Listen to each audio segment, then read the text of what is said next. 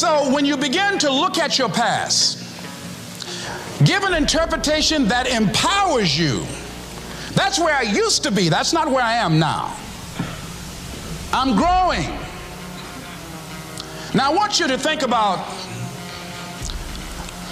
in your mind right now, think about some particular event or act in your life that you feel very bad about, that you really regret that took place. If you had to do over again, you would do it differently.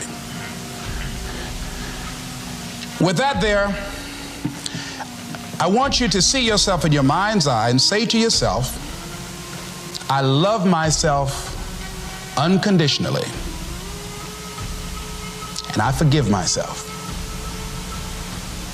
If I knew better, I would have done better.